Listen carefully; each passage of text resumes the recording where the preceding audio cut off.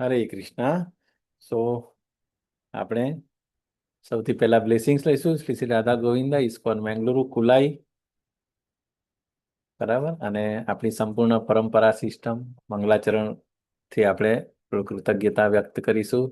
અને આપણા શિક્ષા ગુરુ હિઝ ગ્રેસ નામન ઇષ્ટદાસ પ્રભુ કે એમની ઇન્સ્પિરેશનથી એમની પ્રેરણાથી આ બધા કોર્સિસ ચાલી રહ્યા છે સતત આપણા સ્પિરિચ્યુઅલ જર્નીમાં જલ્દી આપણે પ્રોગ્રેસ કરી શકીએ એના માટે તો આપણે એમનો પણ ગ્રેટિટ્યુડ વ્યક્ત કરીશું એલોંગ વિથ મંગલાચરણ.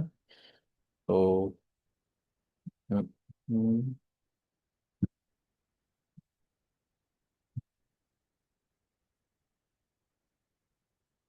ઓમ અજ્ઞાનતિમિરાન્ધસ્ય જ્ઞાનાંજનશલાકયા ચક્ષુરુન્મિલિतं येन તસ્मै શ્રી ગુરુવે નમઃ. શ્રી ચૈતન્યમનોભીષ્ટં સ્થાપિतं येन ભૂતલે સ્વયં રૂપ કદા મહ્યં દદાતિ સ્વપદાન્તિકમ. વંદેહમ શ્રીગુરુ શ્રીયુતપદકમલમ શ્રીગુરૂન વૈષ્ણવાંશ્ચ શ્રીરૂપમ સાગ્રજાતમ સગણ રઘુનાથાન્વિતમ તમ સજીવમ સાદ્વૈતમ સાવધૂતમ પરિજન સહિતમ કૃષ્ણ ચૈતન્ય દેવમ શ્રી રાધા કૃષ્ણ પાદાન સગણ લલિતા શ્રી વિશાખાન્વિતાંશ્ચ હે કૃષ્ણ કરુણા સિંધુ दीनबन्धो जगत्पते गोपेश गोपिकान्त राधाकान्त नमोऽस्तुते. तप्त काञ्चन गौराङ्गी श्रीराधे वृन्दावनेश्वरी वृषभानुसुते देवी प्रणमामि हरिप्रिये. वाञ्छाकल्पतरुभ्यश्च कृपा सिन्धुभ्य एव च पतितानां पावनेभ्यो वैष्णवेभ्यो नमो नमः. नमो विष्णुपादाय कृष्णप्रेष्ठाय भूतले श्रीमते भक्तिवेदान्त स्वामिन् इति नामिने. नमस्ते सारस्वते देवे गौरवाणी प्रचारिणे निर्विशेषाय शून्यवादी पाश्चात्य देशतारिणे. हरे कृष्णा. સો વન્સ અગેન તમારા બધાનું ખૂબ ખૂબ સ્વાગત છે. Level 2 last day of chapter 18 ઉપસંહાર અથવા તો મોક્ષ સંન્યાસ યોગ. બરાબર આપણે ડિસ્કસ કરીશું.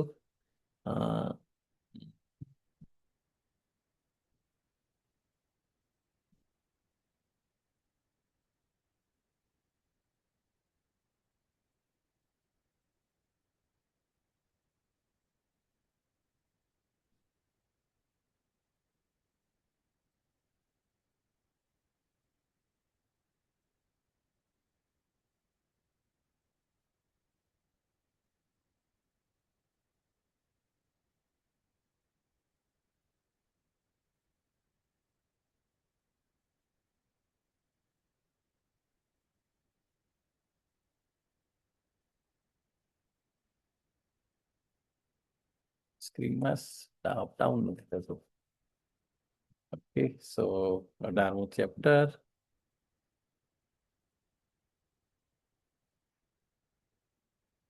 ઉપસંહાર ત્યાગની પૂર્ણતા. મોટો સ્ક્રીન કરું ને તો અપડાઉન નથી થતું.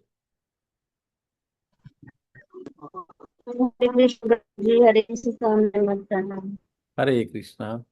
સો ભગવદ્ ગીતા આપણે આ તો જોયું હતું. આજે અમે છેલ્લો દિવસ છે એટલે આપણે ખાલી ફક્ત સ્ક્રીન વિઝિબલ છે ને માતાજી?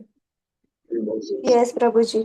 યસ. તો આપણે ફક્ત ક્વિક ઓવરવ્યુ લઈશું અને બધા ચેપ્ટરના નામ અને મેઇન શું શું છે એ ક્વિક આપણે વાંચી જઈશું. બરાબર. So Bhagavad Gita consist of total 18 chapter. 1 થી 6 ચેપ્ટર છે કર્મયોગના. સૌથી પહેલો ચેપ્ટર છે અર્જુન વિષાદ યોગ અથવા તો એને શું નામ છે આપણું? સૈન્ય નિરીક્ષણ. બરાબર. કુરુક્ષેત્રની યુદ્ધ ભૂમિમાં અર્જુનનું સૈન્ય નિરીક્ષણ. તો એની અંદર જે સૈન્ય હતું એ બરાબર આઉટલુક દરેકનો અલગ અલગ હતો. દુર્યોધનનો સૈન્ય નિરીક્ષણનું આઉટલુક અલગ હતો, અર્જુનનો અલગ હતો. અને પછી અર્જુને કીધું કે મારે લઈ જાઓ તમે, તો કૃષ્ણ ભગવાન ક્યાં લઈ ગયા હતા? અને પછી ઇન ફ્રન્ટ ઓફ ગુરુ દ્રોણ અને ભીષ્મ પિતામહની સામે. અને પછી એ જે પ્લાન હતો, એઝ પર ધ પ્લાન જે હતો, એ પછી અર્જુને યુદ્ધ ન લડવાના 4 રીઝન કીધા, 5 રીઝન. બરાબર. તો એ પછી સેકન્ડ ચેપ્ટરની અંદર ગીતાનો સાર, તો એની અંદર અર્જુનજી જે છે એ ભગવાનનું શિષ્યત્વ ગ્રહણ કરે છે. એટલે from friendship to disciple and spiritual master. So 2.7ની અંદર શિષ્યસ્તેહમ સાધી મામ પ્રપન્નમ. બરાબર. સો ત્યાંથી પછી એ મૂડ ચેન્જ થાય છે અને ભગવાન નોલેજ આપવાનું શરૂ કરે છે, અને એના જે કન્ફ્યુઝન હતા, ચારેય ક્વેશ્ચનના આન્સર આપે છે. અને પછી આવે છે થર્ડ ચેપ્ટર. બરાબર. જે કર્મયોગ છે, કર્મયોગની અંદર આપણે અલગ અલગ ટાઈપના કર્મ કે એના વિશે વાત થાય છે. પછી તરત ચોથું ચેપ્ટર જે આવે છે એ દિવ્ય જ્ઞાન. દિવ્ય જ્ઞાનની અંદર કૃષ્ણ ભગવાન પોતે જ સામેથી without asking question by the Arjun, ભગવાન સામેથી દિવ્ય જ્ઞાન આપે છે, અને એમાં પરંપરા સિસ્ટમ વિશે આખી નોલેજ આપે છે. બરાબર. અને પછી અગેઇન અર્જુનજીનો કન્ફ્યુઝન થાય છે, તો એના માટે પછી એ કહે છે કે આપણું જે પણ કર્મ જે છે એ કૃષ્ણ ભાવનામૃતમાં આવવું જોઈએ. તો એ દેટ ઇઝ 5મું ચેપ્ટર જે છે, કૃષ્ણ ભાવનામૃતની અંદર કેવી રીતે આપણા કર્મ આપણે એ કૃષ્ણને સેન્ટરમાં રાખીને કરી શકીએ એ છે. બરાબર.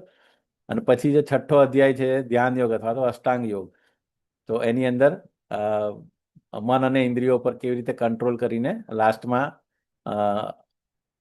અલગ અલગ ધ્યાન યોગ, હઠ યોગ, એના વિશે વાત કરે છે. અને પરંતુ છેલ્લે પછી ભગવાન શું એ કરે છે કે ભક્તિ યોગી ઇઝ ધ સર્વોપરી. બરાબર. 6.47 યોગીનામ અપી સર્વેશામ ભક્તિ યોગ એ. બરાબર.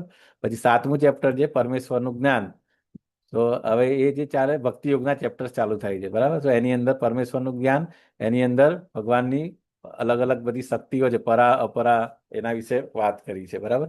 અને પછી 8મું ચેપ્ટર જે છે એની અંદર કેવી રીતે આપણે અંત સમયે ભગવાનને યાદ કરી અને કેવી રીતે ભગવાનના ધામમાં પ્રાપ્ત કરે, તો એ અક્ષર બ્રહ્મ યોગ. અને 9મું ચેપ્ટર છે પરમ ગુહ્ય જ્ઞાન. બરાબર. અથવા એને રાજવિદ્યા, રાજગુહ્ય જ્ઞાન પણ કહીએ છીએ. ઓકે. અને પછી એનાથી કન્ટિન્યુએશનની અંદર અર્જુનજી પૂછે છે કે તમારે જે કેવી રીતે તમને બધી જગ્યાએ જોઈ શકે, તો ભગવાને અલગ અલગ 82 જેટલી વિભૂતિઓ 10મા ચેપ્ટરની અંદર વર્ણવી છે. સો ભગવાનના જે 6 ઐશ્વર્યો જે છે બેઝિકલી, બરાબર છે, એને રિલેટેડ જે પણ પાવરફુલ હોય, જે પણ સુંદર છે, જે પણ જે એટલે આપણી આજુબાજુમાં જે પણ વસ્તુ દેખાતું હોય, તો એની અંદર આપણે ભગવાનની વિભૂતિ છે એ ભગવાને એ 10મા અધ્યાયની અંદર બધી ડિટેલમાં વર્ણવી છે. તો પછી આગળ પછી અર્જુનજીને પ્રશ્ન થાય છે કે આ તો થિયરિટિકલ નોલેજ થયું, તો મારે પ્રેક્ટિકલ ડેમોન્સ્ટ્રેશન, જો તમે મને યોગ્ય માનતા હોય કે હું તમારું દર્શન કરી શકું, મતલબ, તો મને I want to see your વિરાટ રૂપ. તો પછી ભગવાન એને દિવ્ય દ્રષ્ટિ આપે. ઓલરેડી મતલબ વિરાટ રૂપ જોવા માટે આપણી ભૌતિક આંખ નહીં ચાલે, એટલા માટે એમને સ્પેશિયલ આઈસાઇટ આપે છે અને ભગવાનનું વિરાટ રૂપનું દર્શન કરે છે. એની અંદર પછી લાસ્ટમાં 400 ફોર્મ અને પછી 200 ફોર્મ, એટલે કે ભગવાનનું ઓરિજિનલ, બરાબર, ફોર્મ ત્રિવંગ. શું શું કહેવાય એક્ઝેક્ટ નામ? 200 ફોર્મનું સરસ નામ છે ને. ઓકે. સો જે ભગવાનનું ઓરિજિનલ ફોર્મ જે છે એ ત્રિવંગ શ્યામ સુંદર ફોર્મ. સો એ દર્શન આપે છે. બરાબર. ઓકે. ભગવાન પછી એ કહે કે this is my original form, અને એની અંદરથી જ બધું એક્સપાન્શન થાય છે. જેવા આપણે ગોલોકા ચાર્ટની અંદર જોતા હોય છે, જે પણ બધા એક્સપાન્શન્સ થાય છે. ઇવન પહેલું એક્સપાન્શન જે સંકર્ષણ, પછી ફર્સ્ટ ચતુર્યુગ, પછી સેકન્ડ સંકર્ષણ, પછી મહાવિષ્ણુ, ગર્ભોદક્ષાયી વિષ્ણુ, જેટલા અસંખ્ય જેટલા પણ આપણા યુનિવર્સ જનરેટ થાય છે, એ બધાનો source as per Shrimad Bhagavatam શું કહે છે? એતે ચાંસ કલાપુંસ કૃષ્ણસ્તુ ભગવાન સ્વયં. સો કૃષ્ણ ભગવાન જે છે ઓરિજિનલ સોર્સ ઓફ એવરીથિંગ. એમાં પછી 10 અવતાર આવી જાય, 24 અવતાર, જે બધું જ આવી જાય છે. સો એ જે છે શ્યામ સુંદર ત્રિભંગ, એ જે ફોર્મ છે ભગવાનનું દર્શન એ પછી એને આપે છે. જે અને પછી આવે છે 12th ચેપ્ટર, કે ભક્તિ યોગની અંદર કયા કયા ભક્તો, શું ભક્તિની શું ક્વોલિટીઝ હોય. અને મેઇન વસ્તુ કે હું તમને આજે વિભૂતિ યોગ અને વિશ્વરૂપ દર્શન કર્યા પછી તો હવે મારે તમને કઈ રીતે ભજવા, સાકાર કે નિરાકાર. ઓકે. તો એના વિશે ભગવાન પછી કહે છે કે સાકાર ફોર્મની અંદર ભગવાનની ભક્તિ કરી શકીએ. અને એના માટે ભક્તોના દિવ્ય ગુણ પણ જે છે લાસ્ટ પ્રિયાષ્ટક એને કહી છે. સો એ પણ એ ભગવાનના ભક્તોનું દિવ્ય વર્ણન કર્યું છે.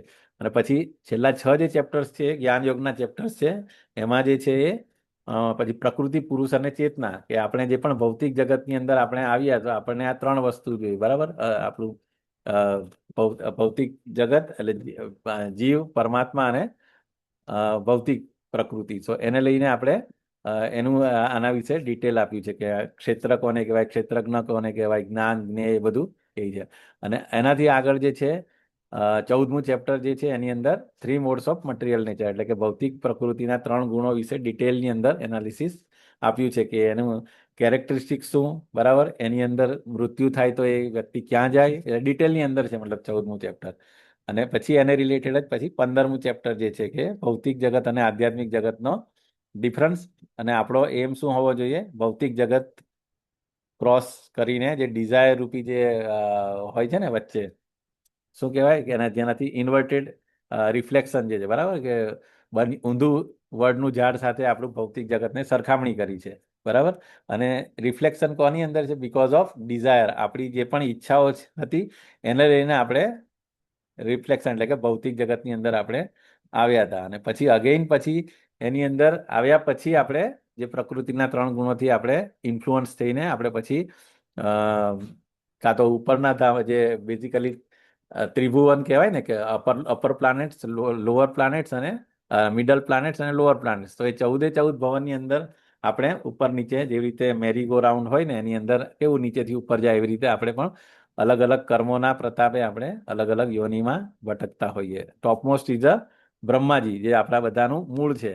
અને આ જે અલગ અલગ જે ઉપરના પ્લાનેટ્સ જે છે આપણે બધા ઉપરના, બરાબર, બ્રહ્મલોક, સત્યલોક, એ બધા જે પ્લાનેટ્સ છે એ ઉપરના. અને જેમ જેમ નીચે પૃથ્વીલોક જે 7મું જે 7th પ્લાનેટ જે છે આપણું અર્થ પ્લાનેટ, અર્થ, બરાબર, ઓમ ભૂર ભૂર્વહ અને સ્વર્ગ ને એ બધું. અને લાસ્ટમાં નીચે જે પાતાળ લોકની અંદર જે છે એ અપ ટુ પાતાળ લોક સુધી. 14 ભુવનની અંદર આપણે કેવી રીતે આપણે ટ્રાન્સમાઇગ્રેશન થયા રાખીએ છીએ એના વિશે ડિટેલ છે, બરાબર. અને એને આપણે ક્રોસઓવર કરવું હોય તો કેવી રીતે આપણે 3 ગુણોથી ઉપર જઈને શુદ્ધ સત્વગુણમાં આપણે જઈએ તો આપણે આધ્યાત્મિક જગતમાં જઈ શકીએ, એના વિશે છે. અને એ જે ટ્રાન્સફોર્મેશન, જે ટ્રાન્સમાઇગ્રેશન છે બીકોઝ ઓફ આ દેવી અને અસુરી પ્રકૃતિ, કે જે basically again it is depending on આ પ્રકૃતિના 3 ગુણો છે, બરાબર, એના ઉપર જ છે કે તમે સત્વગુણમાં છો, કે રજોગુણમાં છો, કે તમોગુણ છે. એ પ્રમાણે આપણે આપણામાં દૈવી ગુણો પ્રોમિનન્ટ છે કે પછી આસુરી ગુણો છે, એ પ્રમાણે આપણને એ ડિટેલની અંદર આખું 16મું ચેપ્ટર છે. અને 17મું ચેપ્ટર અગેઇન પછી એ આપણે કેવી રીતે આપણી જે આપણું આહાર, યજ્ઞ, તપ, એ બધા કેવી રીતે આપણે અલગ અલગ આપણી શ્રદ્ધા અગેઇન એ 3 ગુણોને લીધે પણ 3 પ્રકારની હોઈ શકે. અને એ બધામાંથી મુક્ત થવું હોય તો આપણે લાસ્ટમાં જે અલ્ટિમેટ ઓમ તત્સત ની સમજૂતી આપી હતી ભગવાને, કે જે બધું કોઈ પણ એક્ટિવિટીઝ તમે ભગવાનની પ્લેઝર માટે કરીશું તો પછી એ એટર્નલ થઈ જશે, બરાબર. એટલે ઓમ એટલે ભગવાન પોતે, અને તત એમના માટે, અને સત એટલે કે એટર્નલ થઈ જશે, એનું ક્યારેય નાશ થાય નહીં. એના વિશે ભગવાને 17મા અધ્યાયમાં વાત કરી. અને લાસ્ટમાં 18મું અધ્યાય જે છે એની અંદર again it's a revision of all the points જે થ્રુ આઉટ ધ ભગવદ્ ગીતાની અંદર કવર થયા છે, એનું આ અગેઇન પાછું એ છે. સો આ રીતે આપણે overview of all Bhagavad Gita. અને પછી જે આપણે છેલ્લા 3 દિવસથી જે ડિસ્કસ કરીએ છીએ, તો પહેલા દિવસે આપણે 17મા અધ્યાય પત્યા પછી 18મા અધ્યાયના પહેલા પ્લાનેટ એ આપણે ઓલરેડી જોયું છે, એટલે પાછા આમાં જતા નથી આપણે, કે સંન્યાસ અને ત્યાગ, પછી 5 પરિબળો કોઈ પણ કાર્યની સિદ્ધિ માટે, બરાબર. અને પછી ઇસ્કોનનો મિનિંગ, બરાબર, શું કરવું, શું કરવું નહીં કરવું, અને કર્તાના 3 પ્રકાર, બરાબર. અને એ પછી આગળ બીજા દિવસે આપણે જે ડિસ્કસ કરી હતી એ અગેઇન વર્ણાશ્રમ ધર્મ વિશે વાત કરી હતી, બરાબર. એ પેલા 5 કાર્યની સિદ્ધિના 5 પરિબળો તો જોયા જ હતા. એના આગળ આપણે પછી વર્ણાશ્રમ ધર્મ વિશે આપણે જોયું હતું. અને વર્ણ બેઝિકલી વર્ણાશ્રમ not from the qualities, not from the by birth, પરંતુ ગુણ અને કર્મ ઉપર આપણે કેટેગરાઇઝ કરીએ તો આપણે એ પણ ડિટેલની અંદર જોયું હતું. અને દરેકનો રોલ શું છે, એ દરેકનો રોલ એના ક્વોલિટી પ્રમાણે એ છે. અને દરેકનું ઇમ્પોર્ટન્સ પણ એટલું છે. એટલે એવું નથી કે બ્રાહ્મણ ઇઝ અ ઉચ્ચ જ્ઞાતિ કહેવાય, અને શુદ્ર એટલે એનું ઇમ્પોર્ટન્સ નથી. સો એ પણ આપણે ડિટેલમાં જોયું હતું, બરાબર. અને એની અંદર ટોટલ કેટલા કેટલા કઈ કઈ ક્વોલિટીઝ છે. બ્રાહ્મણની અંદર 9 ક્વોલિટીઝ હતી, ક્ષત્રિયની અંદર 7, વૈશ્યની અંદર 5 અને શૂદ્રની અંદર 3 અને શૂદ્રની અંદર 2. એ રીતે ડિફરન્ટ ક્વોલિટીઝ પણ આપણે જોઈ હતી. અને લાસ્ટમાં કેવી રીતે પરમ સિદ્ધિનો માર્ગ જે છે, સ્વધર્મનું પાલન કરીને આપણે કેવી રીતે બ્રહ્મભૂત સ્ટેજમાં આપણે જઈ શકીએ એ આપણે જોયું હતું, બરાબર. અને પછી સાથે સાથે આપણે કર્તાના 3 પ્રકાર, બુદ્ધિ અને પછી ધૃતિના પણ 3 પ્રકારો, ડિપેન્ડિંગ ઓન સત્વગુણ, રજોગુણ, તમોગુણ. અને પછી એનાથી જે આપણને સુખ મળે, તો સુખ પણ 3 કેટેગરીમાં આપણે કઈ રીતે કેટેગરાઇઝ કરીએ એ આપણે ગઈકાલે જોયું હતું, બરાબર. સો આ બધી વસ્તુ ઇન શોર્ટ, સત્વગુણ, રજોગુણ અને તમોગુણ ઇઝ ધ મેઇન વસ્તુ જે જ્ઞાન યોગના ચેપ્ટરની અંદર સમજવા હોય ને, તો આ 14મું ચેપ્ટર જો પરફેક્ટ આપણે ક્લેરિટી હોય ને, તો આ જ્ઞાન યોગના બધા ચેપ્ટર સમજવા it is very easy. Okay. અને લાસ્ટની અંદર જે કહે ને કે બ્રહ્મભૂત પ્રસન્નાત્મા, અને એનાથી પણ વધારે પછી આપણે એ ભક્તિ દ્વારા આપણે સાચું જ્ઞાન આપણે અહીંયા કીધું છે ને ભાઈ, ભક્ત્યામાં અભિજાનાતિ, એ ત્યાં સુધી આપણે ગઈકાલે જોયું હતું, બરાબર. તો હવે બાકીનું જે આપણે જે છે લાસ્ટ સેશનમાં કયા ટોપિક્સ જે છે એ આપણે જોઈએ, બરાબર. તો આજે બેઝિકલી જે આધ્યાત્મિક મંચનો પાયો જે છે, આ બ્રહ્મભૂત સ્ટેજ પર આવી ગયા. તો બ્રહ્મભૂત સ્ટેજ ઉપર ક્યારે આવી શકે? આપણે બધાને ખબર છે કે 3 રિયલાઇઝેશન છે, 3 સ્ટેજીસ ઓફ રિયલાઇઝેશન છે: બ્રહ્મન, પરમાત્મા અને ભગવાન. બ્રહ્મન રિયલાઇઝેશન, પરમાત્મા રિયલાઇઝેશન અને ભગવાન રિયલાઇઝેશન. સો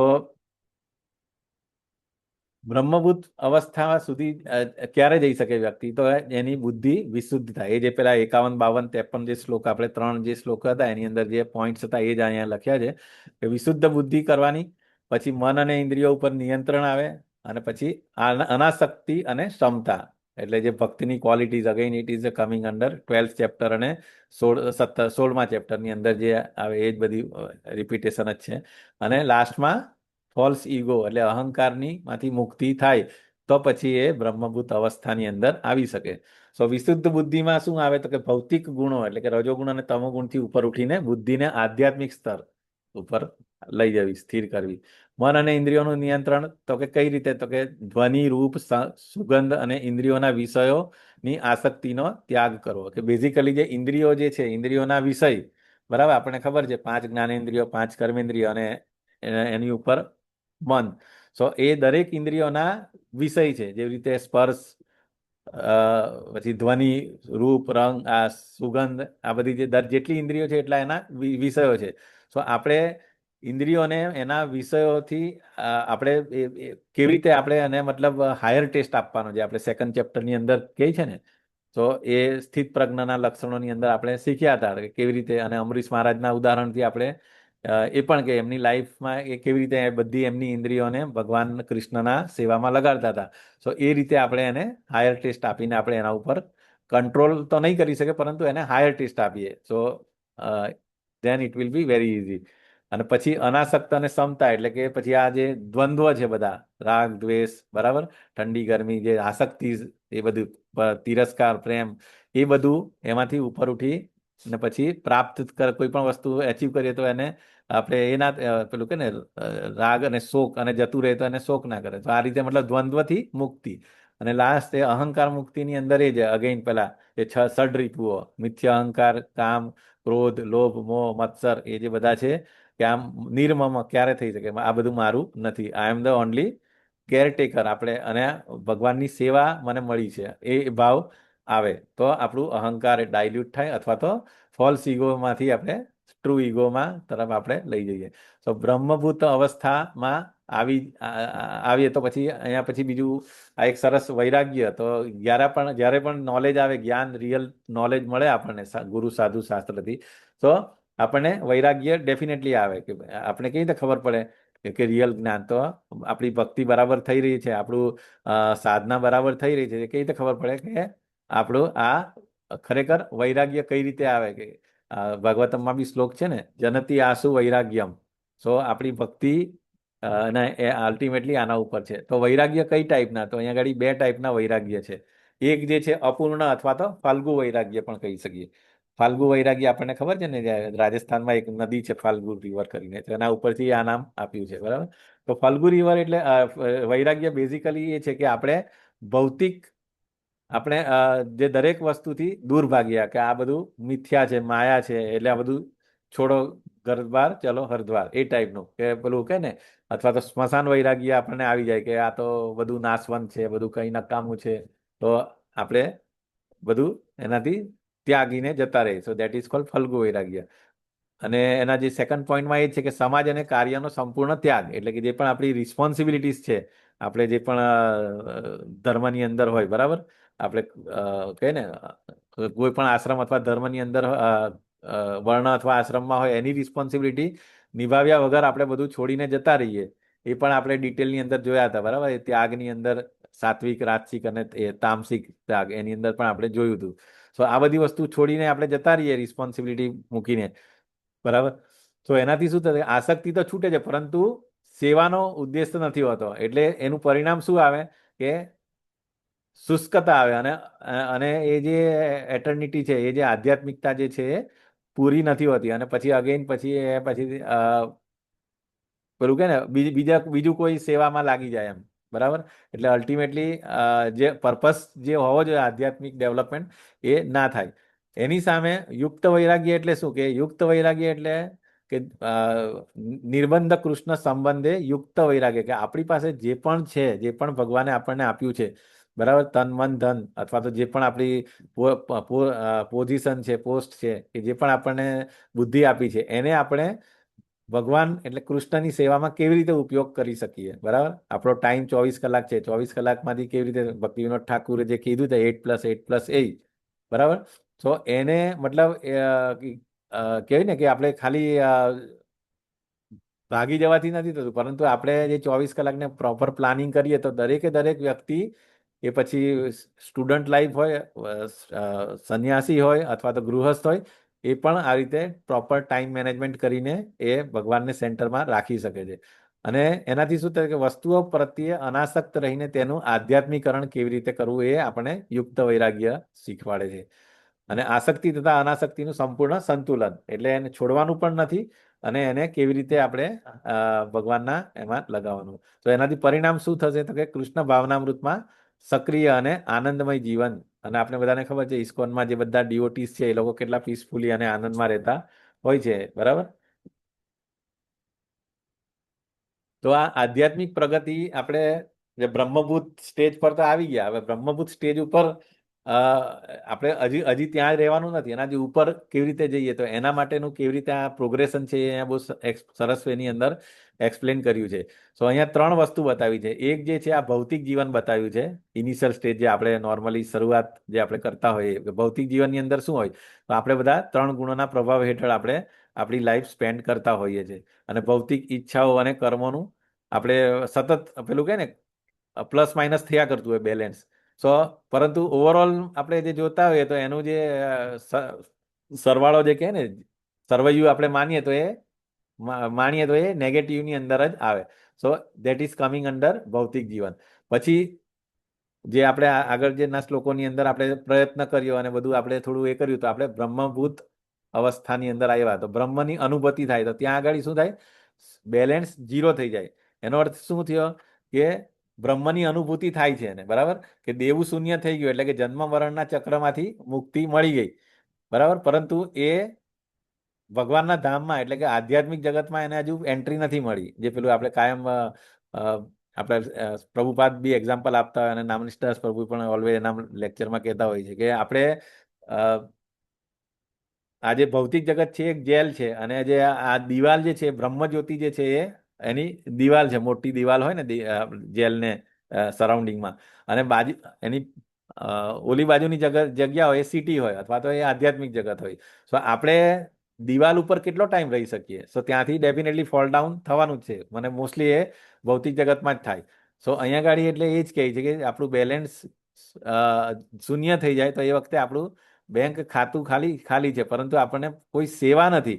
એટલે કહે ને કે બ્રહ્મજ્યોતિની અંદર જે મર્જ થવાનું જે પણ ઈચ્છા રાખે, તો એ એટલે ભક્ત ઈચ્છા રાખતો નથી. પર્ટિક્યુલરલી માયાવાદી લોકો જે હોય, બરાબર, શૂન્યવાદી કે માયાવાદી જે લોકો કે, એ લોકોને મર્જ થવું છે, એ લોકોને ભગવાનની અંદર બ્રહ્મજ્યોતિમાં મર્જિંગ થવું હોય, પણ મર્જિંગમાં શું છે કે ભગવાનની સક્રિય કોઈ સેવા હોતી નથી. એટલે ત્યાં શાંતિ હોય છે નો ડાઉટ કમ્પેર ટુ ભૌતિક જગત, પરંતુ સેવા નથી હોતી. તો એ જે વસ્તુ બતાવી છે બ્રહ્મ અનુભૂતિ એ શૂન્ય બેલેન્સ અથવા તો મુક્તિ કહી શકે એને, સાયુજ્ય મુક્તિ જે કહીએ, બરાબર. પરંતુ રિયલ જે અનુભૂતિ છે, જે ભક્તોને આનંદ મળે, એ ધેટ ઇઝ કોલ્ડ ભગવાન અનુભૂતિ. એટલે આજે ત્રણ પેલું પણ કહી શકીએ આપણે, બરાબર, કે રેસિપ્રોકેશન, જે ભગવાનની આપણે સેવા કરવાથી જે પણ આપણે આનંદ મળે ભક્તોને. સો આધ્યાત્મિક જગતમાં જે મેઇન જે પ્રાઇમરી રસ છે, બરાબર, કયા કયા પ્રાઇમરી રસ છે? તો કે આ શાંત રસ, દાસ્ય રસ, સાખ્ય રસ, વાત્સલ્ય રસ અને માધુરી રસ.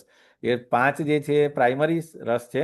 અને એ સિવાયના પણ બીજા 7 સેકન્ડરી, ટોટલ 12 રસની અંદર તમે ભગવાનની સેવા કરતા હોય હતા. ઇવન આપણે બી જ્યારે આધ્યાત્મિક જગતમાં હતા ત્યારે આપણે ભગવાનની સેવા કરતા હતા, પરંતુ બીકોઝ ઓફ સમ રીઝન આપણે ઈચ્છા થઈ ગઈ એટલે આપણે અહીંયા આવી ગયા.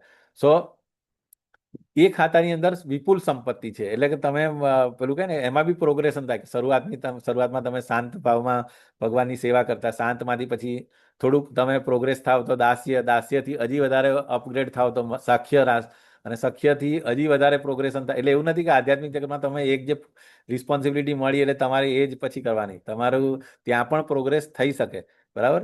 અને લાસ્ટ જે ટોપમોસ્ટ જે છે માધુર્ય રસની અંદર ભગવાનની સેવા કરી શકે. તો આ રીતે ભગવાન અનુભૂતિ કે આધ્યાત્મિક પ્રગતિ આપણે આ રીતે કરી શકીએ કે ભૌતિક જગતમાંથી પહેલા ઝીરો બેલેન્સ, એટલે કે આપણે બધું ઝીરો કરીને ત્યાં બી અટકવાનું નથી. એટલે આપણો ગોલ, પર્ટિક્યુલરલી ભક્તોનો ગોલ એ નથી હોતો, માયાવાદી ત્યાં અટકી જાય છે, પરંતુ આપણે ભગવાનને રેસિપ્રોકેટ, એટલે કે અલગ અલગ ભાવની અંદર એમની સેવા કરવામાં આપણને ઇન્ટરેસ્ટ હોય છે, બરાબર. તો ભગવાનની અનુભૂતિ અહીંયા ગાડી થાય છે.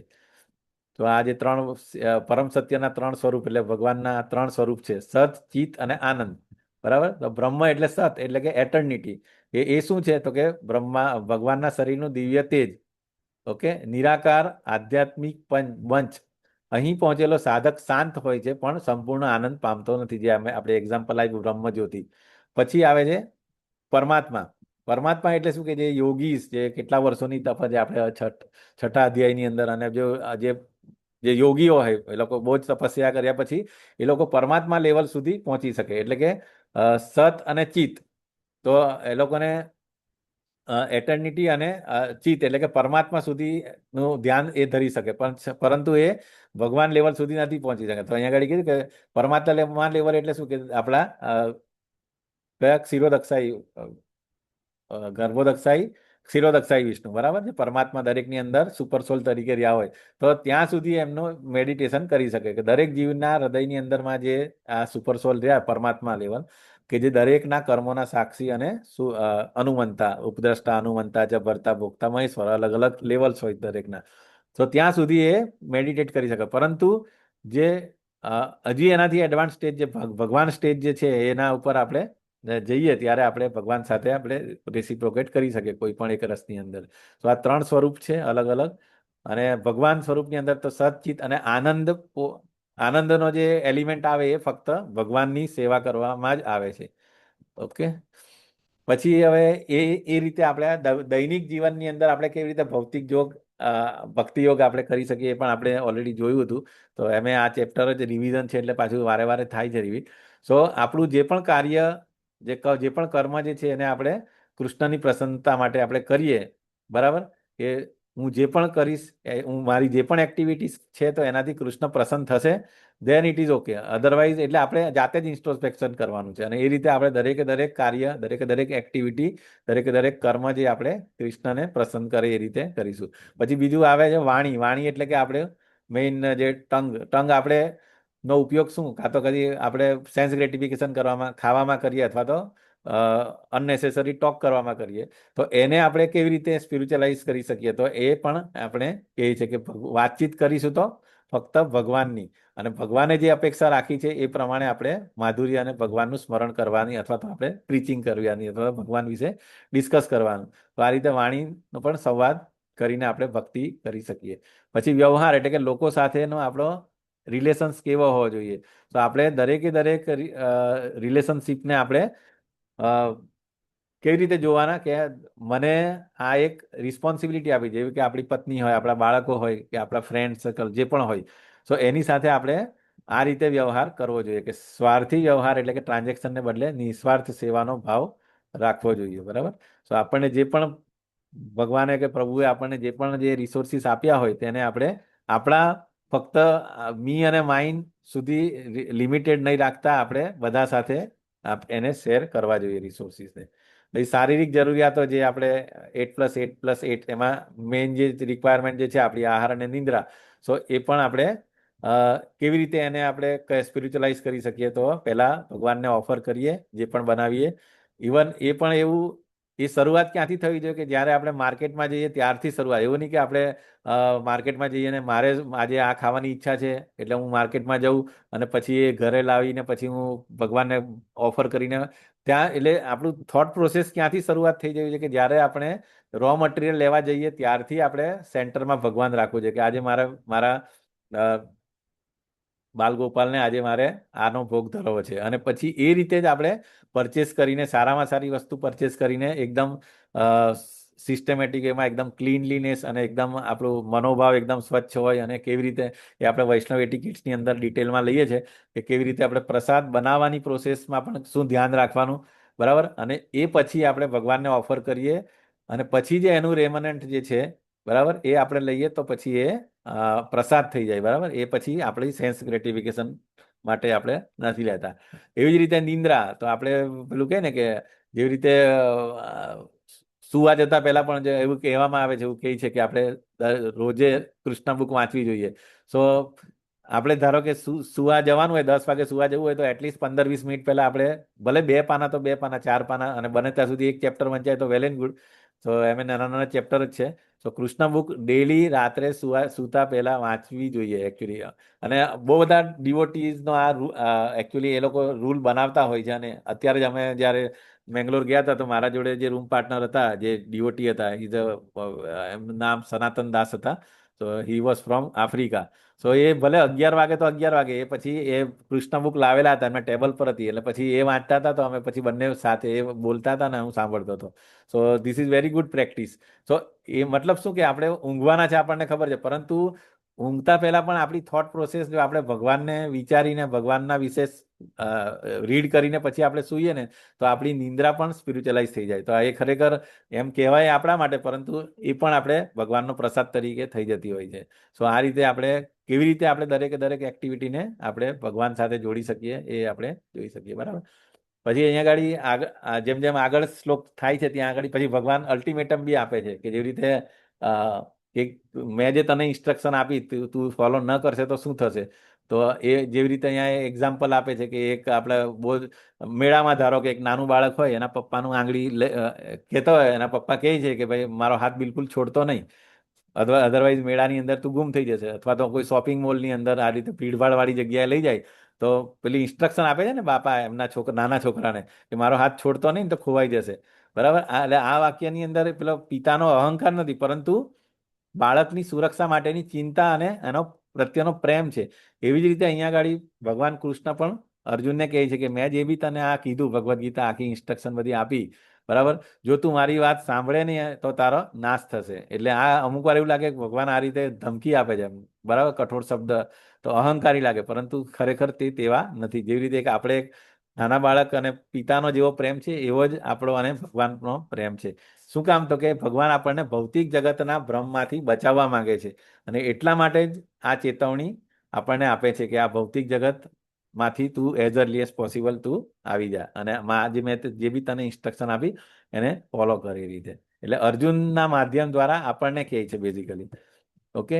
સો પછી જેવી રીતે અર્જુનનો જે પ્રતિભાવ હતો, બરાબર, લાસ્ટની અંદર શું કીધેલું, એટલે આટલી બધી 45 મિનિટની ભગવદ્ ગીતા કીધી હતી, બરાબર, ભગવાને કુરુક્ષેત્રના મેદાનની અંદર 45 મિનિટ્સની અંદર 700 શ્લોક અર્જુનને કીધા હતા.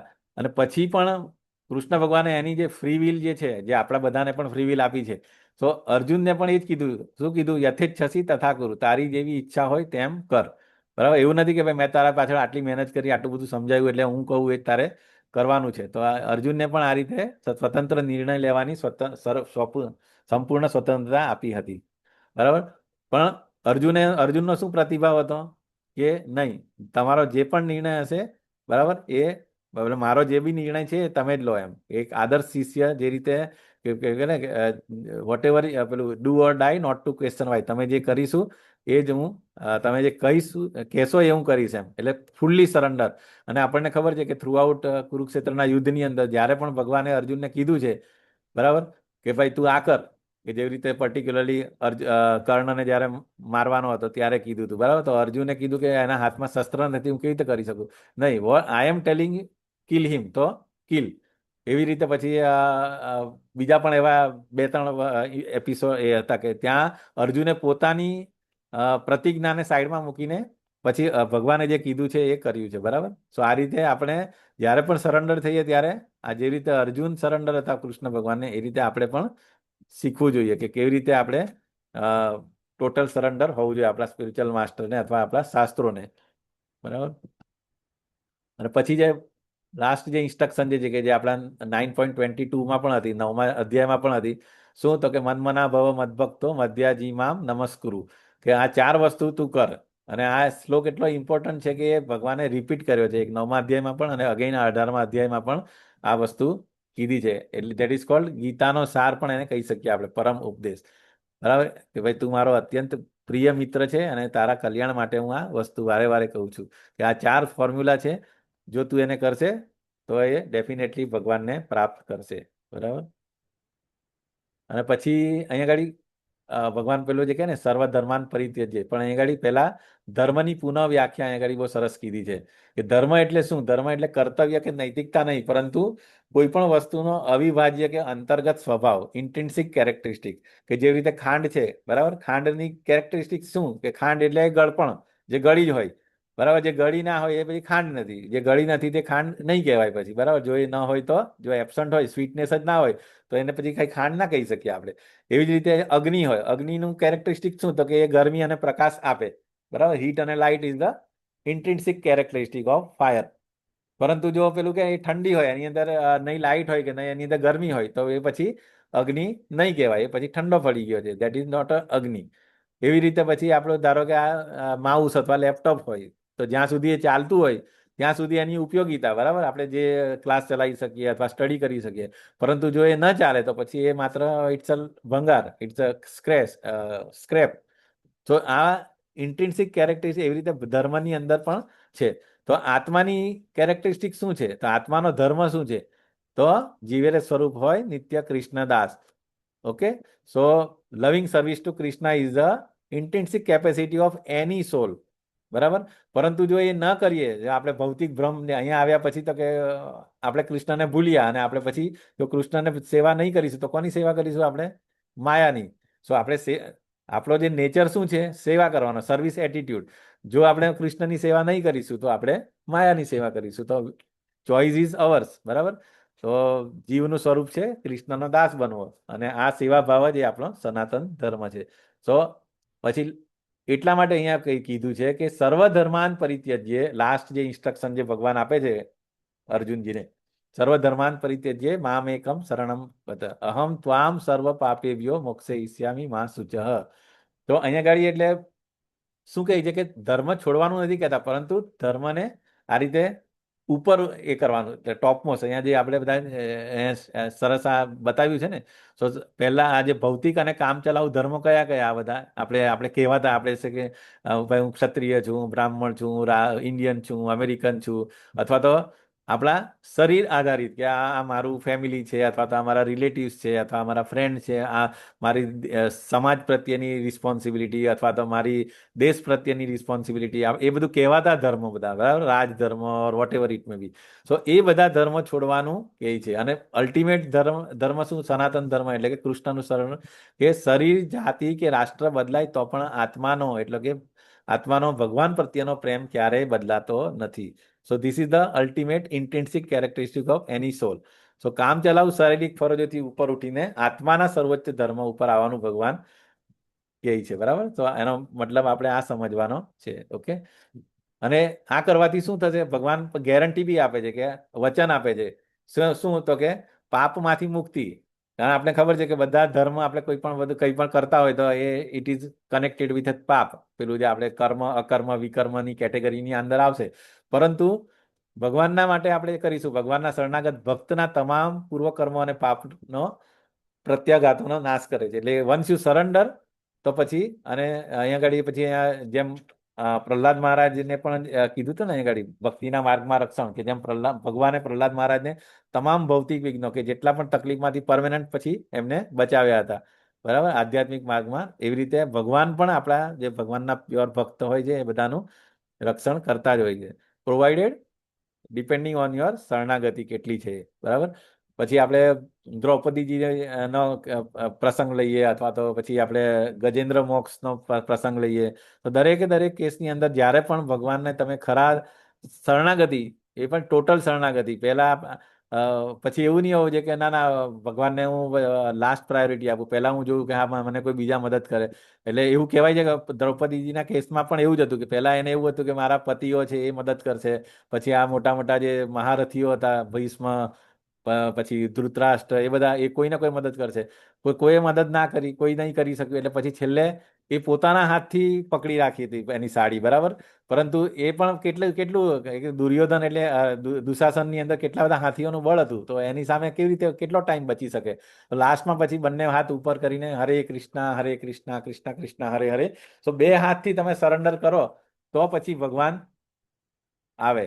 સો અહીંયા આગળ સરેન્ડર, આ શ્લોકની અંદર શિલા પ્રભુપાદ સરસ પરપટમાં પણ કહે છે કે સરેન્ડર કઈ રીતે છે આપણે જોઈશું પછી. તો આ એટલે બેઝિકલી મોટું મોટું અહીંયા આગળ આપણે જોયું, બરાબર, કે એ આપણે જ્યારે એમાં આપણે જોઈશું, બરાબર.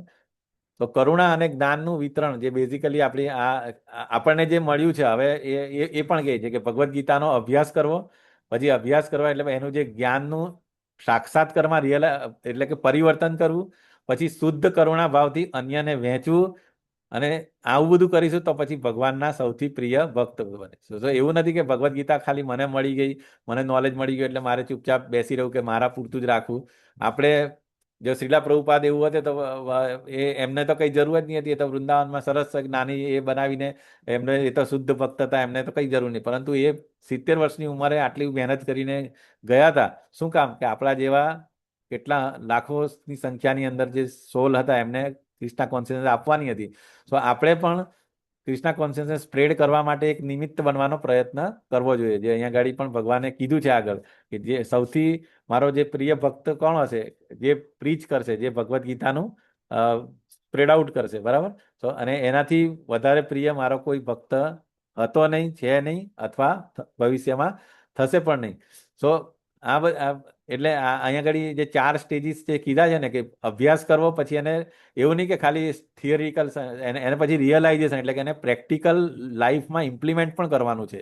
કે ભગવદ્ ગીતા જીવવાની છે. ખાલી આપણે મને ચાલો 700 શ્લોક આવડી ગયા એટલે પતી ગયું કે આઈ એમ ધ, મને બધા શ્લોક આવડી ગયા. પરંતુ ભગવાને જે બધી ઇન્સ્ટ્રક્શન આપી છે કે જે યત કરોસી યદસ્નાસી યજ્જુહોસી દદાસી યત, એ આપણે કરીએ છીએ. પછી પત્રમ પુષ્પમ ફલમ તોયમ વ્યોમે ભક્ત્યા પ્રયચ્છતિ, ભગવાને જે કીધું છે આપણે ભગવાનને ભોગા ઓફરિંગ કરીએ છીએ, બરાબર. So there are so many an number of instruction in Bhagavad Gita, બરાબર. તો એ ભગવદ્ ગીતાને આપણે જીવનમાં લાવવાની છે. તો લાવવા માટે બી આપણે એને પ્રેક્ટિસ કરવા માટે બી આપણે પેલું કહે ને કે watch your thoughts it will become your words. વર્ષ પછી એના ઉપર આપણે તમે કામ કરીશું તો એ આપણી એક્શન થશે. એક્શન પર આપણે વધારે કામ કરીશું તો એ આપણી હેબિટ થશે અને આપણું કેરેક્ટર બનશે, બરાબર. તો એ ઇંગ્લિશમાં કહેવત છે ને, એવી રીતે આપણને જે પણ વસ્તુ મળી, બરાબર, એ આપણે વારે વારે રિપીટ કરીશું તો એ આપણું આદત બનશે, અથવા તો આપણી લાઈફની અંદર એ ઇઝીલી આવી જશે. એટલે કે ને કે આપણને ભગવદ્ ગીતાનું પ્રીચિંગ કે જે પણ આપણને જે પણ જ્ઞાન થોડું ઘણું મળ્યું, એ આપણે જેટલી વાર રિપીટ કરીશું, કેટલી વાર આપણે એ કરીશું, તો એ બીજાને બેનિફિટ તો થશે જ, ડેફિનેટલી થશે. ધારો કે ના થાય તો પણ આપણી અંદર તો એ ઇમ્પ્લિમેન્ટ, એ રિયલાઇઝેશન થતું જ જશે. અને આપણા બધાનો એ અનુભવ છે કે આપણે પહેલા 1 માળા કરતા હતા, 4 માળા થાય, અને 16 માળા પણ શરૂઆતમાં આપણી એટલી ક્વોલિટી રાઉન્ડ નહોતા થતા.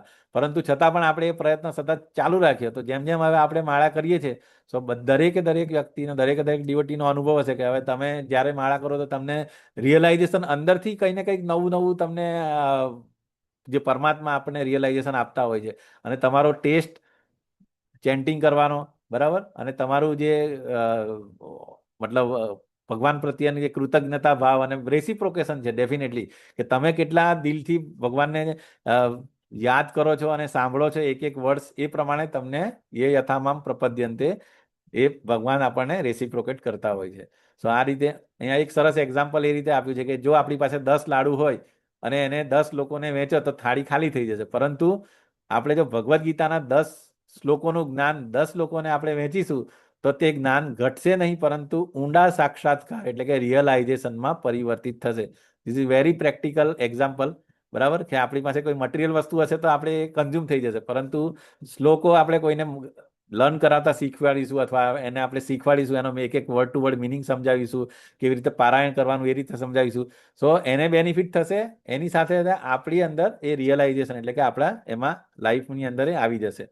સો આ અહીંયા આગળ કરુણા અને જ્ઞાનનું વિતરણ જે આપણા આચાર્યોએ બરાબર રાત દિવસ મહેનત કરીને આટલી ટ્રાન્સલેટ કરીને શિલા પ્રભુપાદે આપણા સુધી પહોંચાડ્યું, તો હવે આપણી જવાબદારી છે કે એને અન ટુ ધ લાસ્ટ પર્સન સુધી વિધાઉટ સ્ટોપિંગ આપણે એ પહોંચાડવું જોઈએ. બરાબર, તો મૂંઝવણથી સ્પષ્ટતા તરફ જે રીતે અર્જુનનું ટ્રાન્સફોર્મેશન થયું હતું, એવી રીતે આપણે પણ જો એ જ ભાવથી આપણે જો ભગવદ્ ગીતાનું સ્મરણ અને ટોટલ સરેન્ડર, જે રીતે ભગવાન અર્જુનજીએ ભગવાનને સરેન્ડર કર્યું હતું અને જે ધ્યાનથી સાંભળ્યું હતું એ રીતે આપણે પણ સાંભળીશું.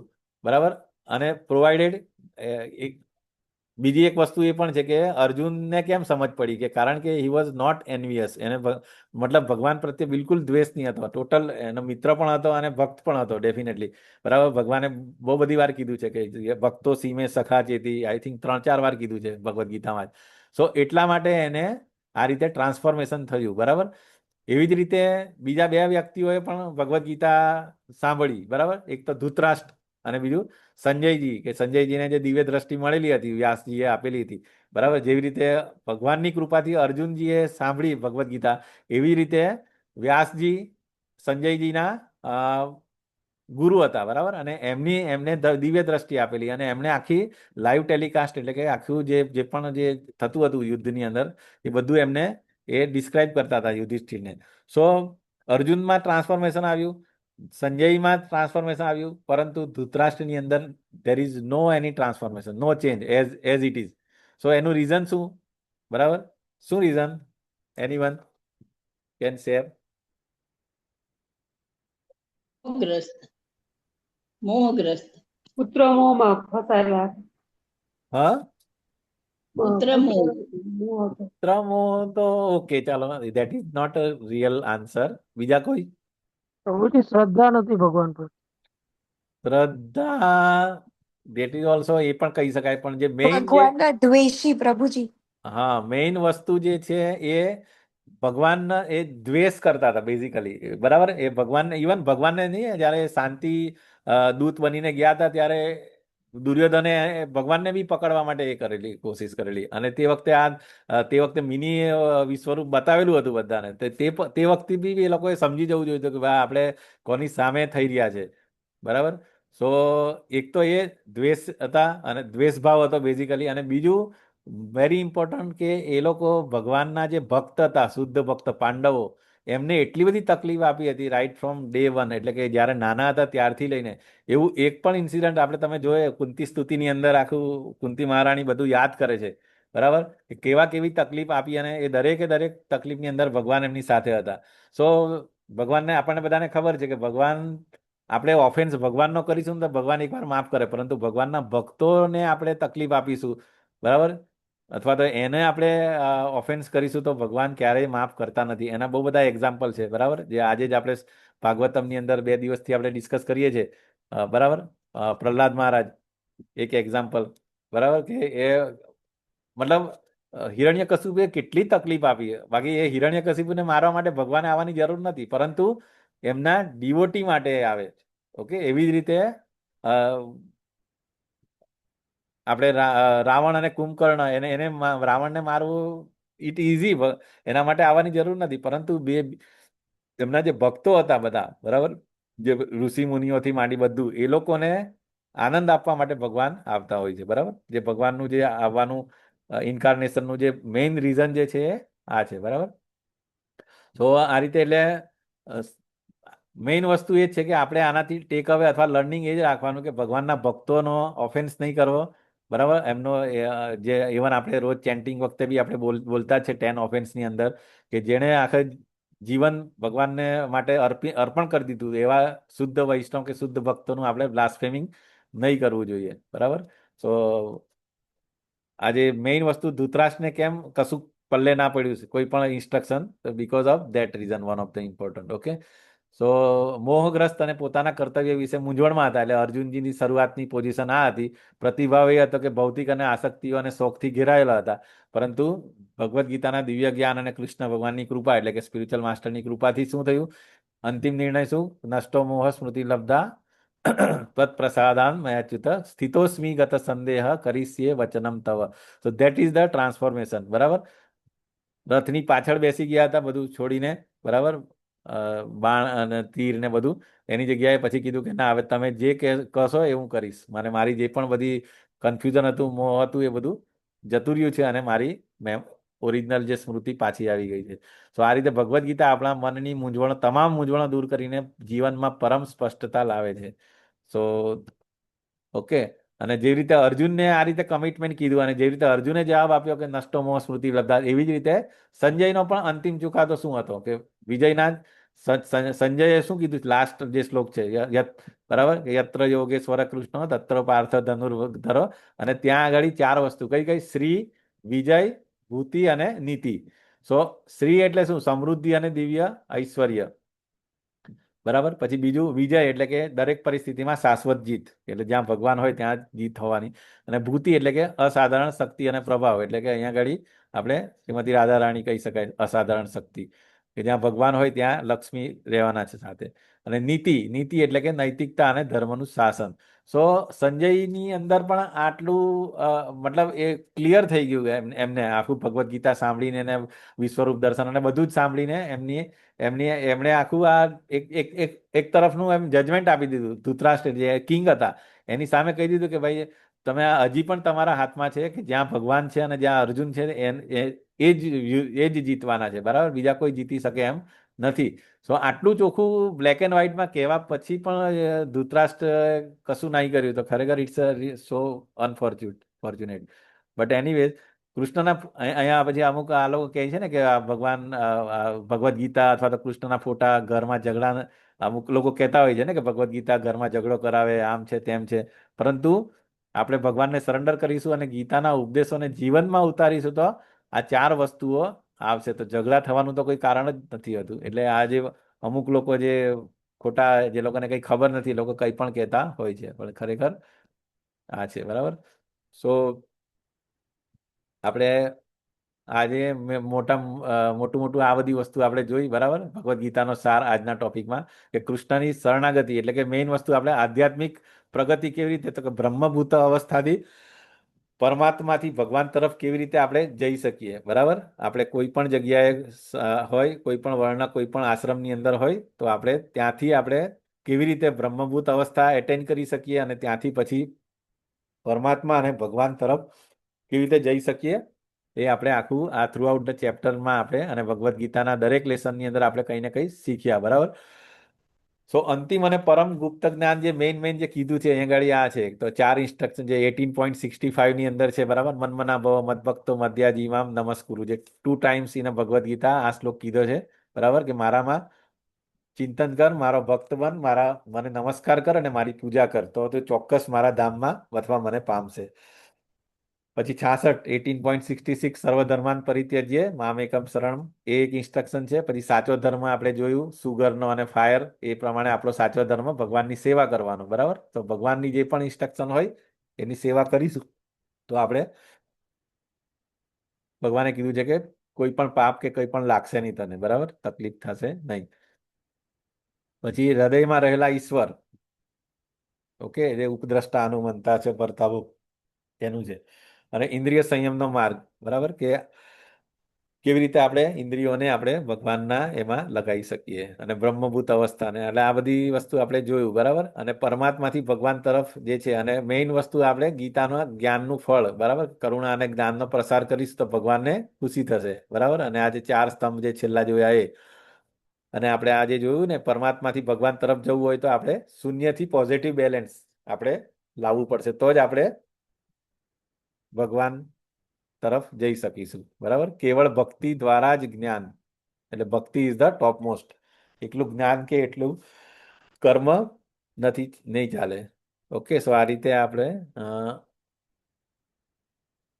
મોસ્ટલી બધા પોઈન્ટ્સ કવર તો થયા છે. હવે આપણે શ્લોકમાં જોઈ લઈએ કંઈક બાકી રહી ગયું હોય તો. અચ્છા, એની અંદર જ હતું એક મિનિટ.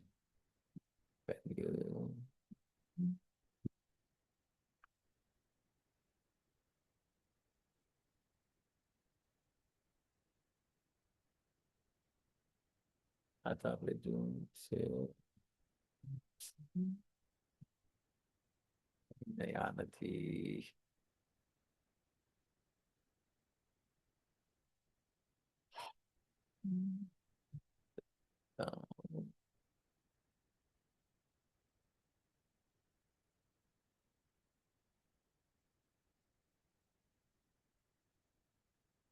સ્ક્રીન શેર નહીં હોય ને, નથી કદાચ.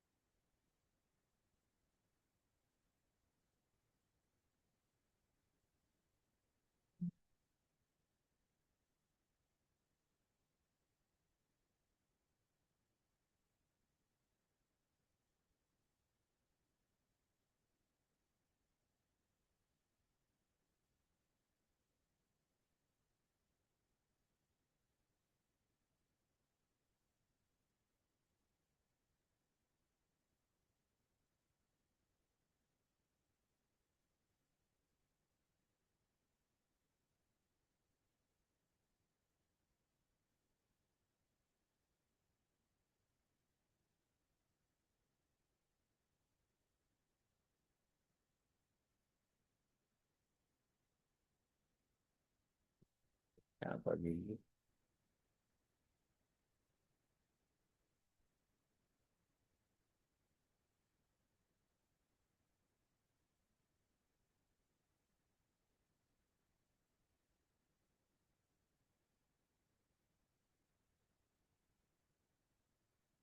આપણે ગઈકાલે ક્યાં સુધી જોયું હતું? હા, હવે આપણે અહીંયાથી જોઈ લઈએ. બરાબર, કે 18.50, એટલે અમુક ઇમ્પોર્ટન્સ બધા સરસ શ્લોકો છે છેલ્લે. તો મચ 18, આમ તો બ્રહ્મપુત્ર પ્રસન્નાત્મા તો આપણે જોઈ લીધું. બરાબર, કેવી રીતે આપણે ઉપર જઈએ. યસ,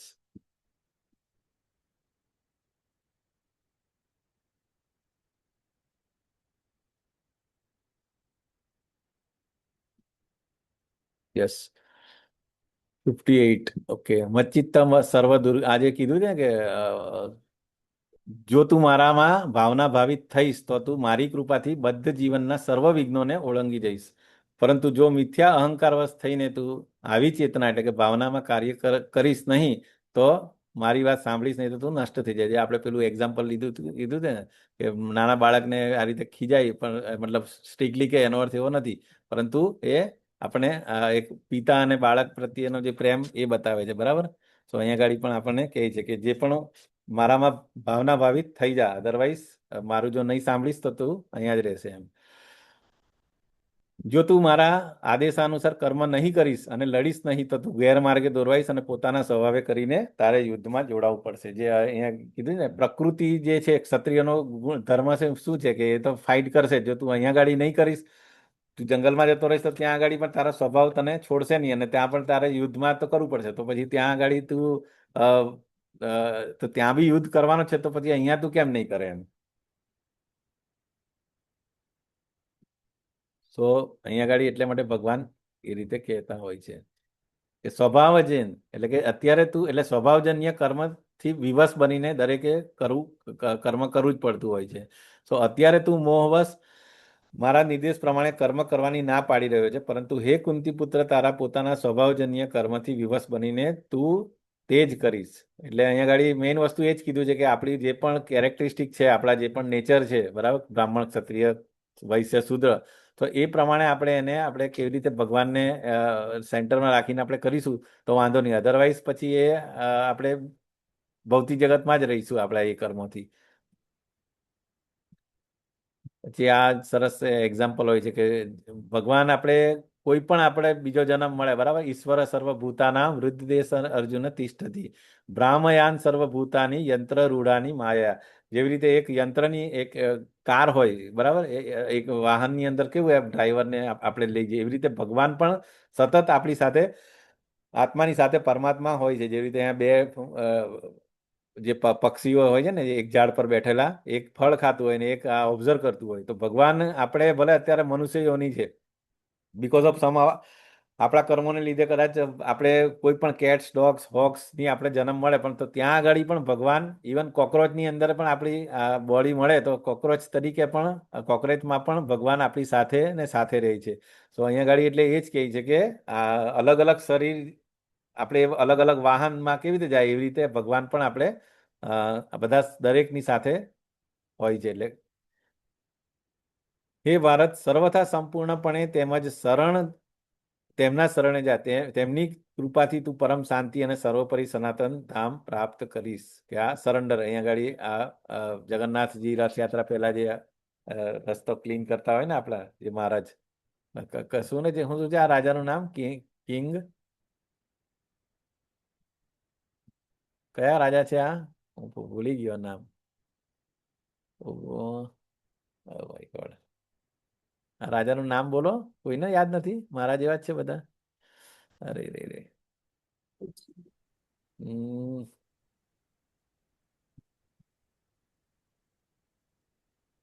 યાદ આવશે, ચાલો વાંધો નહીં. કળિયુગની મેમરી આ બધી. આ પ્રમાણે મેં તને ગુહ્યતમ જ્ઞાન વિશે સમજૂતી આપી અને આ વિશે મારું મનન કર અને પછી તારી જેવી ઈચ્છા હોય એવી કર. જે અહીં ગાડી ફ્રી વિલ આપ્યું ને ભગવાનને કે ભાઈ મેં તો તને કહી દીધું, હવે તારી જેવી ઈચ્છા હોય એ પ્રમાણે તું કર. હજી તને કંઈ કન્ફ્યુઝન હોય તો તું મને પૂછી શકે, પણ બાકી ફ્રી વિલ આપ્યું અહીં ગાડી. સર્વગુહ્ય તમામ ભૂય શૃણુ મેં પરમમ વચ ઈષ્ટો. પ્રભુજી દૃષ્ટદ્યુમ્ન ના ના ના, દૃષ્ટદ્યુમ નહીં રે હવે. પેલા જગન્નાથ વાળા જ ને? હા, એ દૃષ્ટદ્યુમ નહીં, એ રાજાનું નામ ભૂલી ગયો હું. દૃષ્ટ એવું જ છે પ્રભુજી, ના, દૃષ્ટદ્યુમ્ન જ છે. દૃષ્ટદ્યુમ તો ઓલા પાંડવોના સેનાપતિ હતા, એ ધેટ ઇઝ ડિફરન્ટ. ઇન્દ્રદ્યુમ્ન, ઇન્દ્રદ્યુમ નહીં, ઇન્દ્રદ્યુમ, હા હા હા હા ઇન્દ્રદ્રુમ. ઇન્દ્રદ્યુમ ને ના, એ હા હા હા હા ધ્રુમ એ- ના હતું, હા ઇન્દ્રદ્રુમ. કે ઇન્દ્રદ્યુમ તો ઓલા ની ગજેન્દ્ર મોક્ષમાં બી એવો જ કંઈક રાજાનું ના નામ ના હતું. ના એ આમાં મારે જ છે એ બેમાં મારું કન્ફ્યુઝન થાય ઇન્દ્રદ્રુમ. ઓલવેઝ. ના ના પાછળ ધ્રુમ ન તો આવે જ છે. હા, તો એ ઇન્દ્રદ્યુમ્ન હશે પછી. યસ, હા હા હા એ એ જ. પેલું. ઓકે, તો આ રીતે ગુહ્ય જ્ઞાન, ગુહ્યતર અને ગુહ્યતમ અહીંયા પણ 18.64માં પણ આ રીતે કહે છે કે બ્રહ્મનું જ્ઞાન જે ગુહ્ય જ્ઞાન છે, પરમાત્માનું જ્ઞાન છે ગુહ્યતર, અને સૌથી ગોપનીય જ્ઞાન જે છે ભગવાનના શરણે જવું. એટલે આ રીતે અહીંયા પણ એ ગોપનીય જ્ઞાન કીધું છે, બરાબર.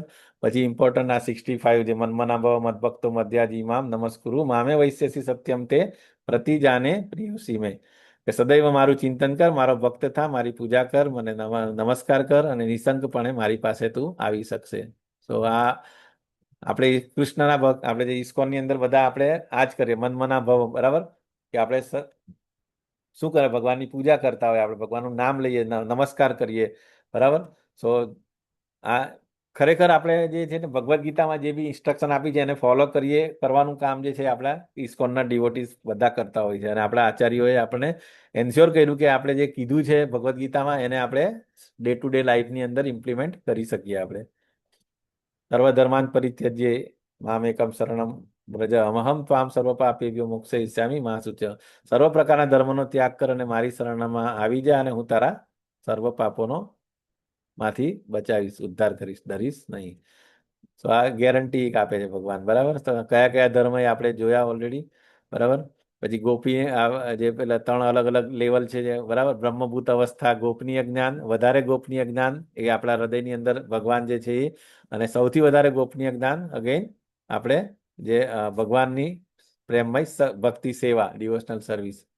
ઇન્દ્રદ્યુમ્ન જ છે ને નામ? હા, યસ યસ, એ જ છે, રાજા ઇન્દ્રદ્યુમ્ન. Yes yes.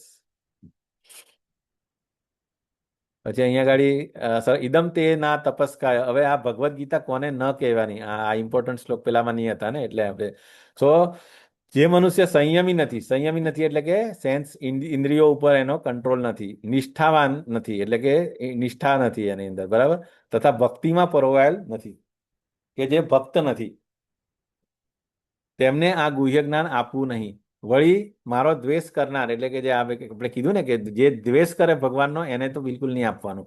પણ એક તરફ ભગવાન આવું કહે છે કે આવા લોકોને મારું ભગવદ્ ગીતાનું જ્ઞાન નહીં આપવું, તો આપણને એવો વિચાર થાય છે. તો આપણા જે આચાર્યો જે છે, શુદ્ધ ભક્તો છે, પર્ટિક્યુલર શિલા પ્રભુપાદ, પછી આપણા જે, તો એવી જગ્યાએ જઈને જ્ઞાન આપે છે, અથવા તો જે મતલબ આપણે ઇમેજ નહીં કરી છે. આપણે જ્યારે લીલામૃત વાંચીએ ત્યારે આપણે ખબર પડે કે એમને પોતાની લાઈફ ડેન્જરમાં મૂકીને એવા વ્યક્તિ સુધી ભગવદ્ ગીતાનું જ્ઞાન પહોંચાડે છે. તો કેવી રીતે આ શક્ય છે? તો બીકોઝ ઓફ કરુણા.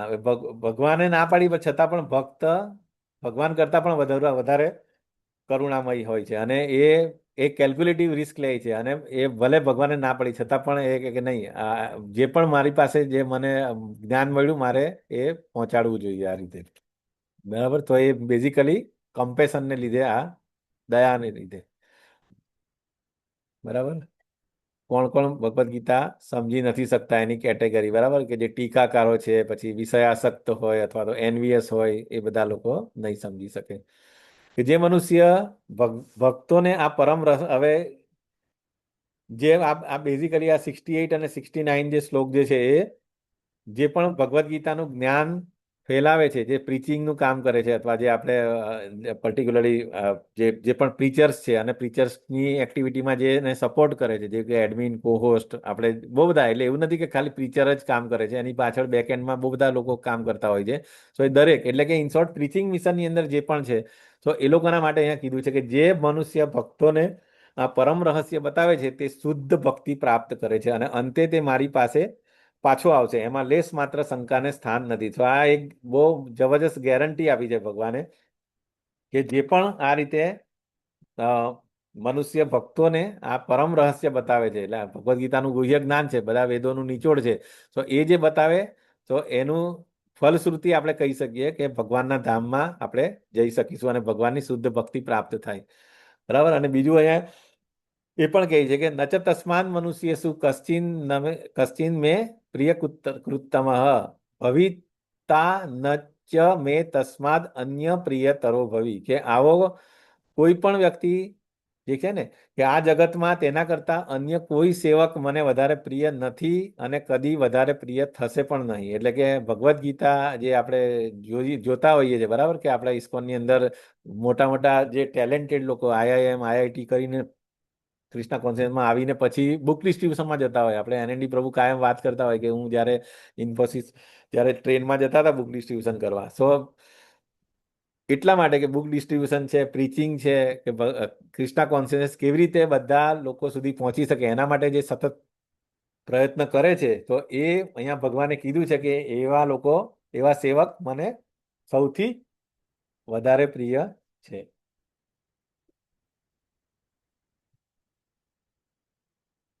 અને હું જાહેર કરું છું કે જે મનુષ્ય આપણા આ સંવાદનું અધ્યયન કરે છે તે પોતાની બુદ્ધિથી મારી પૂજા કરે છે. તો આ this is also one of the very important શ્લોક, કે આપણે ભગવદ્ ગીતા વાંચીશું, આપણે બોલીશું, બરાબર, સાંભળીશું, લિસન કરીશું, તો એ આપણે શું કરી રહ્યા છે અત્યારે? આપણે ભગવાનની બુદ્ધિથી, આપણી બુદ્ધિથી પૂજા કરી રહ્યા છે. સો આ પણ એક બહુ સરસ, મતલબ વેરી ઇમ્પોર્ટન્ટ વસ્તુ છે.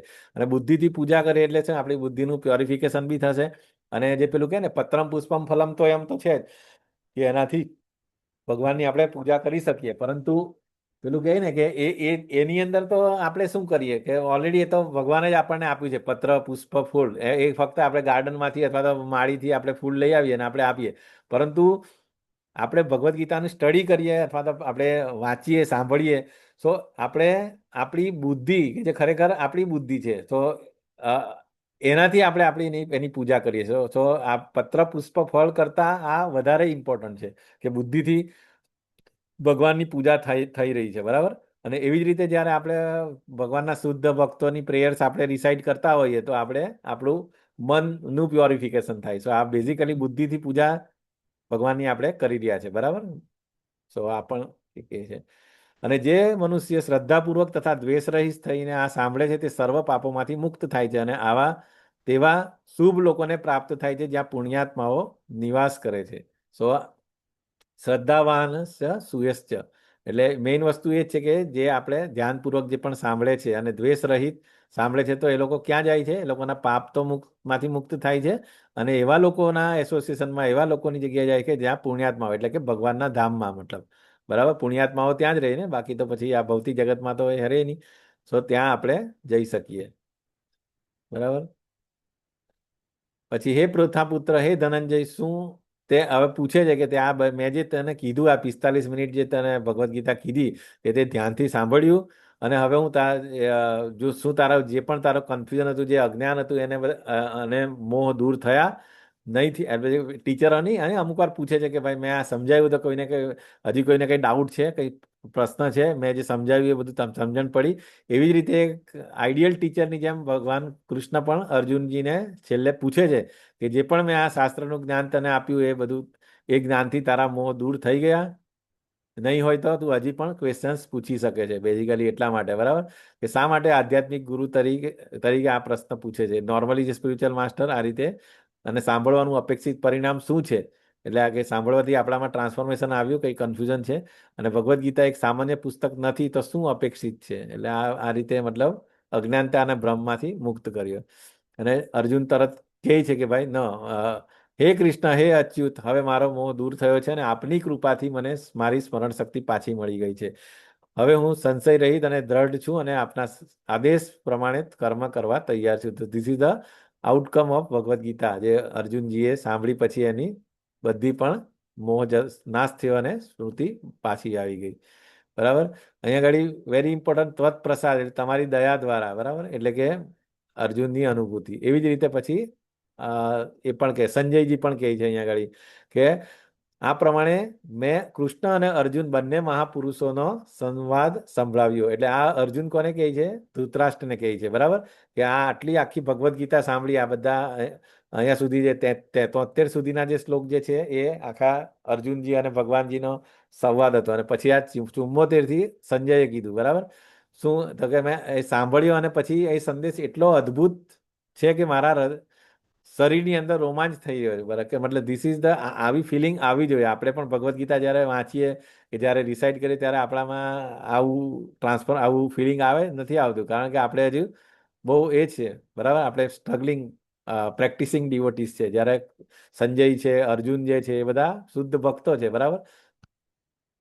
અને અહીંયા આગળ કીધું ને કે he is also expressing the gratitude. એમના જે ગુરુ મહારાજ જે વ્યાસદેવની કૃપાથી, અહીંયા કહે ને કે વ્યાસદેવની કૃપાથી મેં આ પરમ ગુહ્ય સંવાદ પ્રત્યક્ષપણે યોગેશ્વર કૃષ્ણના મુખેથી અર્જુનને કહેવામાં આવતો સાંભળ્યો છે. તો સેમ વસ્તુ જે ભગવાને અર્જુનને કીધું હતું એ જ કન્વર્સેશન સંજયજીને સાંભળવા મળ્યું, because of mercy from the વેદવ્યાસજી.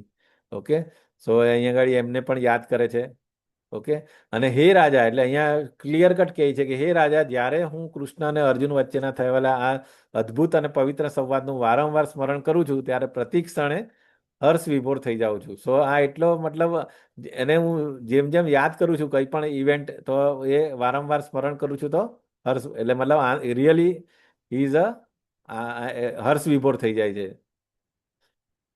તો હે રાજા, અને જ્યારે હું આ કૃષ્ણ ભગવાનના અદ્ભુત સ્વરૂપનું સ્મરણ, હવે અહીંયા આગળ પેલું કન્વર્સેશન હતું એટલે એમની વાણીનું હતું, એમની ઇન્સ્ટ્રક્શન હતું. આ બીજું પછી એમનું રૂપ, કે એમણે બધું જ જોયું હતું ને, વિરાટ રૂપ પણ જોયું હતું અને પછી 400 ફોર્મ અને 200 ફોર્મ પણ બધું જ જોયું. જે અર્જુનજીએ જોયું એ બધું આ સંજયજીને પણ જોવા મળ્યું હતું, બરાબર.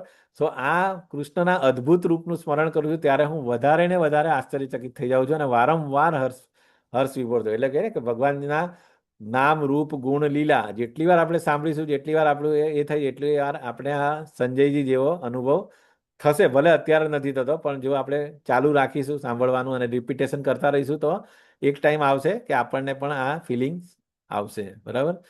પછી આ અલ્ટિમેટ લાસ્ટ શ્લોક યત્ર યોગેશ્વર કૃષ્ણ યત્ર પાર્થો ધનુર્ધર તત્ર શ્રી વિજયો ભૂતિ ધ્રુવા નીતિર્મતિ મમ. જ્યાં યોગેશ્વર કૃષ્ણ છે અને જ્યાં ધનુર્ધર અર્જુન છે ત્યાં ઐશ્વર્ય એટલે કે જ્યાં વિષ્ણુ અથવા જ્યાં કૃષ્ણ હોય ત્યાં જ ઐશ્વર્ય રહેવાનું. વિજય એટલે કે વિક્ટરી. બરાબર. આપણે સેકન્ડ ચેપ્ટરમાં જ જોઈએ છે ને, ફર્સ્ટ ચેપ્ટરમાં કે પેલા 10 કારણો કે પાંડવો જીતશે એમાં. પછી અસાધારણ શક્તિ, બરાબર, રાધારાણી, અને નીતિ એટલે કે જે જ્યાં ભગવાન હોય ત્યાં જ નીતિ રહેવાની, તે પણ નિશ્ચિતપણે રહે છે, એવો મારો મત છે. તો આ સંજયજીનું લાસ્ટ કમિટમેન્ટ એટલે ઇન્સ્ટ્રક્શન ટુ ધૃતરાષ્ટ્ર.